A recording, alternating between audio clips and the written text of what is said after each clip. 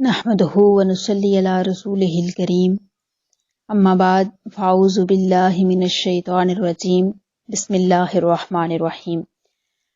الحمدللہ ماہ رمضان کی پرنور بابرکت سعادتیں اور برکتیں اس رب کریم نے زندگی میں ایک دفعہ پھر عطا فرمائی، اور ان بابرکت لمحات میں قرآن کے ساتھ تعلق جوڑنے کے لیے عرفان القرآن کورس کی اس نشست میں ہم سب حاضر ہوئی ہیں۔ اللہ رب العزت ہمارا پڑھنا، پڑھانا، سمجھنا، سمجھانا اپنی مقدس بارگاہ میں قبول و منظور فرمائے۔ الحمدللہ ہم سورہ یاسین شریف کا 5واں رکوع آج عرفان القرآن کورس کے 5ویں دن اس کی تلاوت، ترجمہ اور تفسیر سیکھنے کی کوشش کریں گے۔ اللہ رب العزت ہمارے لیے علم سیکھنے کے یہ مراحل آسان فرمائے۔ بسم اللہ الرحمن الرحیم۔ وَمَن نُعَمِّرْهُ، اور جس کو ہم عمر دیتے ہیں، نُنَکِّسْهُ تو کمزور کر دیتے ہیں، فی الخلق اس کی طبعی قوتوں کو، افلا یعقلون پھر کیا وہ اتنی بات نہیں سمجھتے۔ وَمَن نُعَمِّرْهُ نُنَکِّسْهُ فِی الْخَلْقِ أَفَلَا یعقلون جس کو ہم طویل عمر دیتے ہیں تو کمزور کر دیتے ہیں اس کی طبعی قوتوں کو، پھر کیا یہ اتنی بات نہیں سمجھتے۔ اللہ رب العزت اس آیہ مقدسہ میں ایک دفعہ پھر اپنی قدرت کاملہ کی گواہی دے رہے ہیں اور سمجھانے کے لیے بتا رہے ہیں کہ جسے ہم لمبی عمر دیتے ہیں اسے پیدائش میں الٹا پھیر دیتے ہیں کہ وہ بچپن جیسی کمزوری اور ناتوانی کی طرف واپس ہونے لگتا ہے۔ آہستہ آہستہ انسان کی طاقتیں، قوتیں، جسم اور عقل کم ہونے لگتے ہیں، تو کیا اس حالت کو دیکھ کر وہ سمجھتے نہیں کہ جو احوال کو بدلنے پر ایسا قادر ہو کہ بچپن کی کمزوری، ناتوانی، چھوٹے جسم اور نادانی کے بعد جوانی کی قوتیں، توانائی، مضبوط جسم اور دانائی عطا فرماتا ہے، پھر بڑی عمر اور عمر کے آخری حصے میں اس جوان کو دبلا اور حقیر کر دیتا ہے۔ اب نہ وہ جسم باقی ہے، نہ قوتیں، نشست برخاست میں مجبوریاں درپیش ہیں، عقل کام نہیں کرتی، بات یاد نہیں رہتی، عزیز و اقارب کو پہچان نہیں سکتا۔ تو جس پروردگار نے یہ تبدیلی کی وہ اس پر قادر ہے کہ آنکھیں دینے کے بعد انہیں مٹا دے، اور اچھی صورتیں عطا کرنے کے بعد ان کو مسخ کر دے، اور موت دینے کے بعد پھر زندہ کر دے۔ آگے فرمایا گیا وَمَا عَلَّمْنَاهُ اور نہیں سکھایا ہم نے، الشعر شعر، ہم نے نہیں سکھایا شعر، کس کو؟ اپنے نبی کو۔ وَمَا عَلَّمْنَاهُ الشِّعْرَ اور نہیں سکھایا ہم نے اپنے نبی کو شعر۔ حضور علیہ الصلوۃ والسلام کو جب مشرکین مکہ نے قرآن پاک کو شعر اور حضور علیہ الصلوۃ والسلام کو شاعر کہا تو اللہ تعالیٰ نے ان کے اس الزام کی تردید فرمائی اور بتا دیا کہ ہم نے آپ کو شعر نہیں سکھایا، اور نہ ہی شعر کہنا حضور کی شایان شان ہے۔ وما ینبغی لہ اور نہیں آپ کے شایان شان شعر، ان ہوا الا ذکر و قرآن مبین نہیں ہے یہ مگر نصیحت اور قرآن جو بالکل واضح ہے۔ یعنی اس قرآن کو شعر کہنے والوں، یہ قرآن تو تمہارے لیے نصیحت ہے۔ ان ہوا الا ذکر نہیں ہے یہ مگر نصیحت، و قرآن مبین اور قرآن جو بالکل واضح ہے۔ یہ کتاب مبالغہ آرائی، خیال افرینی اور جھوٹ کا پلندہ نہیں، یہ تو سراسر نصیحت اور معزت ہے۔ جو بات اس میں بیان کی گئی وہ محض حق ہے، نہ اس میں مبالغہ ہے، نہ عبارت آرائی، نہ بیان حقیقت میں بال برابر بھی زیادتی یا کمی کی گئی ہے۔ یہ ایسی کتاب ہے جس میں احکام الہی اور زندگی کی صداقتوں کو کھول کھول کر بیان کیا گیا ہے۔ آگے قرآن پاک کو نازل کرنے کی حکمت بھی بیان کی جا رہی ہے کہ یہ جو کلام ہم نے اپنے حبیب پر نازل کیا، اس کی حکمت یہ ہے، اس کو نازل کرنے کا مقصد یہ ہے، لیونذرا کہ آپ ڈرائیں، لیونذرا تاکہ ڈرائیں، خبردار کریں، من اس شخص کو کان جو حیًّا زندہ ہے، یعنی جس کا ضمیر زندہ ہے، جس کا دل زندہ ہے، اس کو آپ بر وقت خبردار کر دیں۔ وَيَحِقَّ الْقَوْلُ تاکہ واضح ہو جائے بات، حجت قائم ہو جائے، علی الکافرین کافروں پر۔ لِيُنذِرَ مَنْ كَانَ حَيًّا وَيَحِقَّ الْقَوْلُ عَلَى الْكَافِرِينَ، تاکہ وہ بر وقت خبردار کریں اسے جو زندہ ہے، اور تاکہ حجت تمام کر دے کفار پر۔ معلوم ہوا کہ جن کے دل زندہ ہیں وہی قرآن سے فائدہ اٹھا سکتے ہیں، اور جن کے ضمیر مر چکے، جن کے دل مردہ ہیں، ان کو حق کی سمجھ نہیں آتی، وہ اندھے، بہرے اور گنگے ہیں، جن کو نہ حق سنائی دیتا ہے، نہ دکھائی دیتا ہے، اور نہ ہی ان کو سمجھ آ سکتی ہے۔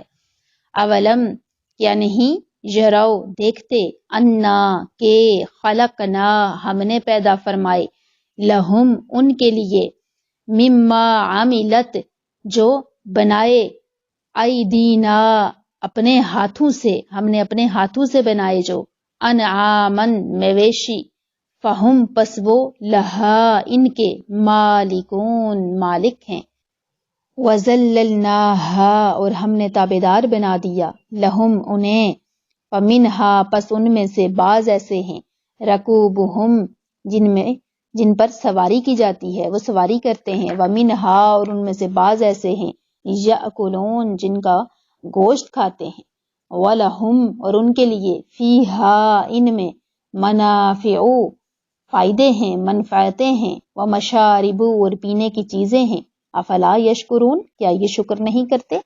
ان 3 آیات میں اللہ رب العزت نے بہت بڑا سبق سکھایا انسان کو۔ اولم یروا انا خلقنا لهم مما عملت ایدینا انعاما فہم لها مالکون، کہ یہ لوگ دیکھتے نہیں کہ ہم نے پیدا فرمائے ان کے لیے اس مخلوق سے جو ہم نے اپنے ہاتھوں سے بنائی، مویشی، پھر انسان ان کے مالک ہیں۔ وَذَلَّلْنَاهَا لَهَا فَمِنْهَا رَكُوبُهُمْ وَمِنْهَا يَأْكُلُونَ پھر ہم نے تابعدار بنا دیا انہیں ان کا، پس ان میں سے بعض پر وہ سواری کرتے ہیں اور بعض کا گوشت کھاتے ہیں۔ وَلَهُمْ فِيهَا مَنَافِعُ وَمَشَارِبُ أَفَلَا يَشْكُرُونَ ان کے لیے ان مویشیوں میں اور بھی کئی فائدے ہیں، کئی منفعتیں ہیں اور پینے کی چیزیں ہیں، کیا وہ شکر ادا نہیں کرتے؟ یعنی ان لوگوں کی بھی عجیب حالت ہے کہ رزق ہمارے دسترخوان سے کھاتے ہیں، وہ جانور جن پر یہ سواری کرتے ہیں، جن کا گوشت کھاتے ہیں، جن کا دودھ پیتے ہیں، وہ سب ہم نے پیدا کیے اور انہیں ان کا تابع فرمان بنا دیا۔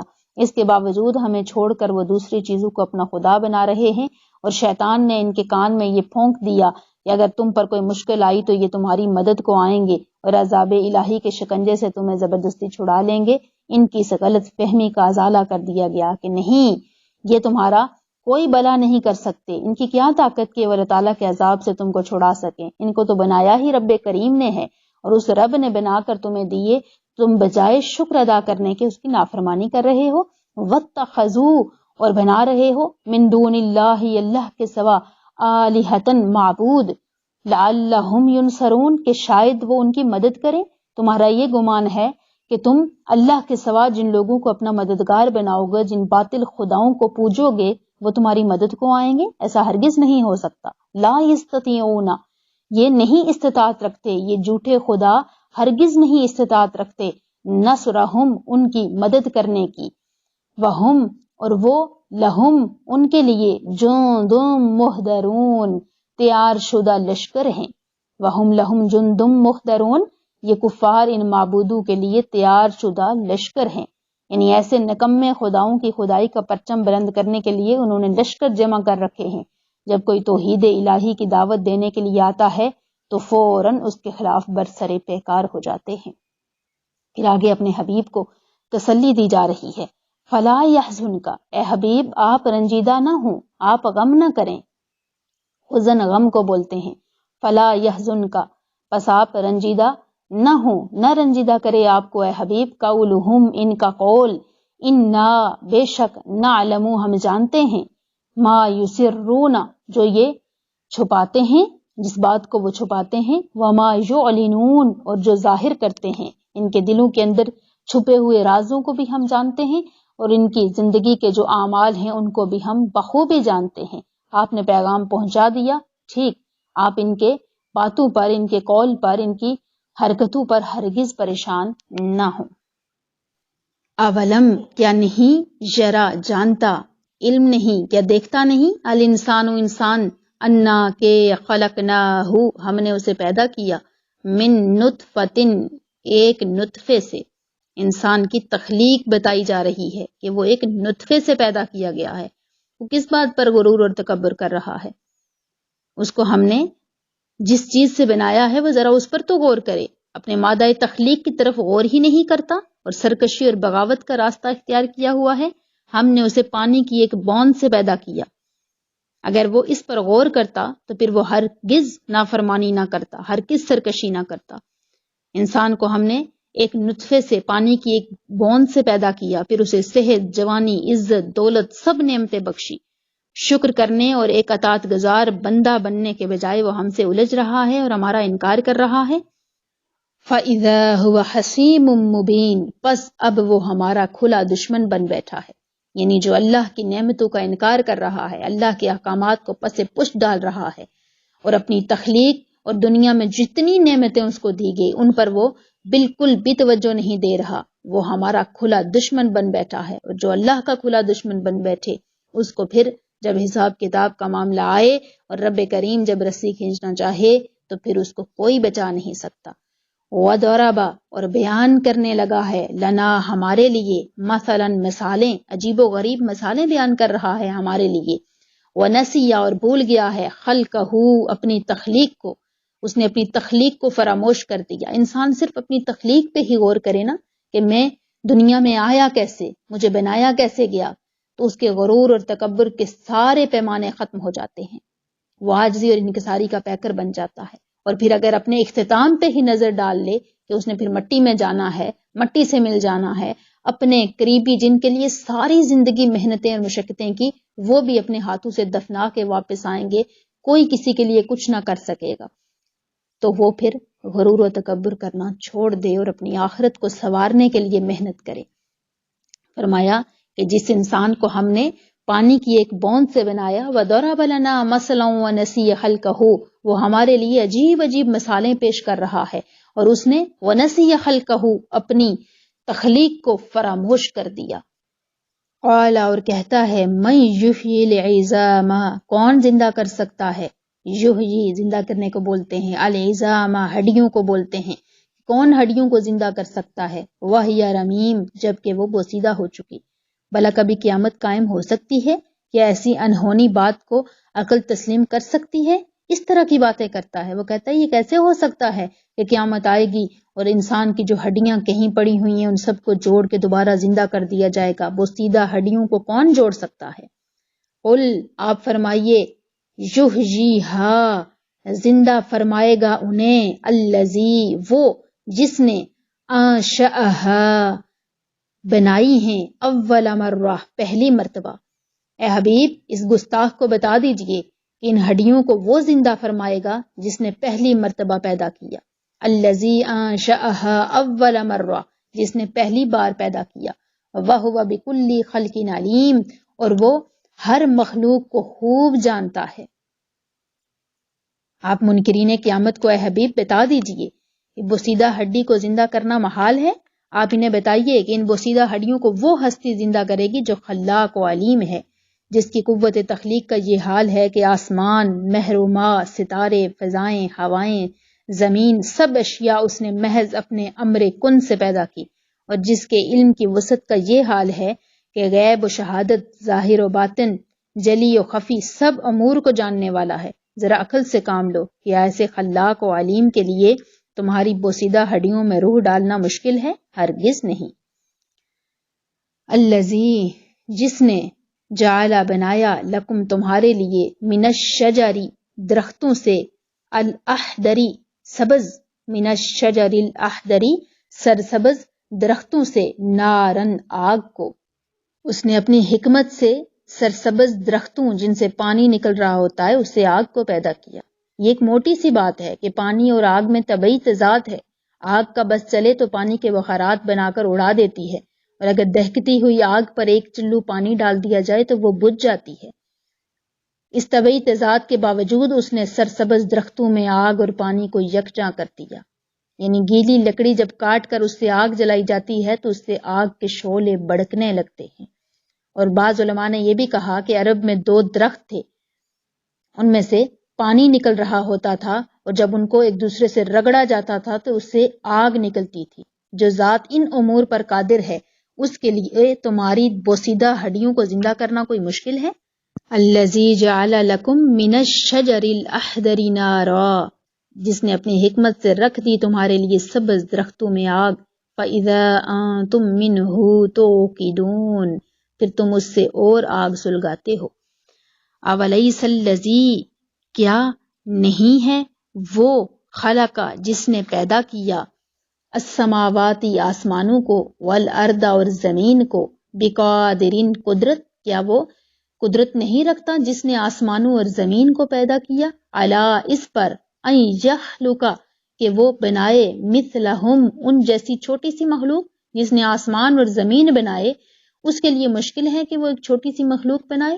بلا ہاں، وَهُوَ الْخَلَّاقُ الْعَلِيمُ، وہ ایسا کر سکتا ہے اور وہی پیدا فرمانے والا سب کچھ جاننے والا ہے۔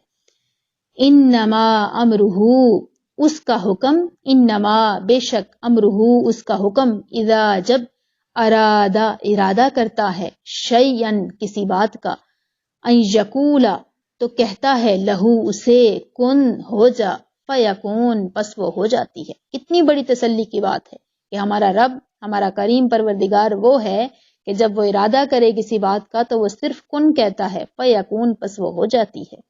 تمہیں ایک معمولی سی چیز بنانی ہو تو اس کے لیے تمہیں 20 اجزاء فراہم کرنے پڑتے ہیں۔ اگر ایک جز بھی تمہارے پاس اس چیز کا نہ ہو تو تمہاری ساری مہارتیں دھری کی دھری رہ جاتی ہیں۔ اور اللہ کی قدرت و جبروت کا یہ عالم ہے کہ ادھر ارادہ ہو کسی چیز کو بنانے کا اور کن کہا تو وہ چیز چاہے کتنی ہی بڑی ہو وہ عدم محض سے عالم وجود میں آ جاتی ہے۔ فسبحان الذی، پس پاک ہے وہ ذات، بیدی ہی جس کے ہاتھ میں ہے، ملکوت بادشاہی، حکومت، کل شیء ہر چیز کی، بس وہ ہر عیب سے پاک ہے جس کے ہاتھ میں ہے ہر چیز کی حکومت۔ وَإِلَيْهِ تُرْجَعُونَ، اور اسی کی طرف تمہیں لوٹایا جائے گا۔ وہ ذات ہر نقص، ہر خامی، ہر کمزوری، ہر عیب، ہر شرک سے پاک ہے۔ وہ ذات اعلیٰ، عرفہ اور پاک ہے۔ اس کا علم محیط، اس کی قدرت ہماگیر، اس کا علم اعلیٰ و ادنا پر جاری و ساری، ہر چیز اس کے زیر نگی اور تابع فرمان، جو چاہتا ہے کرتا ہے، جسے چاہتا ہے جتنا چاہتا ہے دیتا ہے، ہر چیز کا اختیار اس کے اپنے دستے قدرت میں ہے، اور انجام کار ہر چیز نے اسی کی طرف لوٹ کر جانا ہے۔ انسان کا صرف اگر یہ عقیدہ اس کو ہر وقت یاد رہے، اور مومن کا تو عقیدہ ہی یہی ہے کہ اس نے واپس اس کی بارگاہ میں لوٹ کر جانا ہے۔ دو باتیں ہیں جن پر ہم اگر ہر وقت ہمارے دل و دماغ میں یہ باتیں قائم ہو جائیں اور ہم ان کے اوپر توجہ کرتے رہیں، ایک لمحہ بھی ہم نہ بھولیں کہ ہم بنائے کیسے گئے، ہماری تخلیق کیسے ہوئی اور ہم نے جانا کدھر ہے۔ بس یہ دو باتیں، اپنا اول اور اپنا آخر، اپنا آغاز اور اپنا اختتام اگر ہم روزانہ محاسبہ کرتے رہیں، دیکھتے رہیں، تو پھر ہماری زندگیوں سے گناہ ختم ہو جائیں۔ اللہ رب العزت کا احسان عظیم کہ اس کریم پروردگار نے ہمیں قرآن پاک سے جڑنے کی توفیق عطا فرمائی۔ آج ہماری سورہ یاسین شریف مکمل ہو گئی ہے۔ اللہ رب العزت ہم سب کو ان خوبصورت آیات پر عمل پیرا ہونے کی توفیق عطا فرمائے اور ہمارے علم و عمل میں اضافہ فرمائے۔ السلام علیکم۔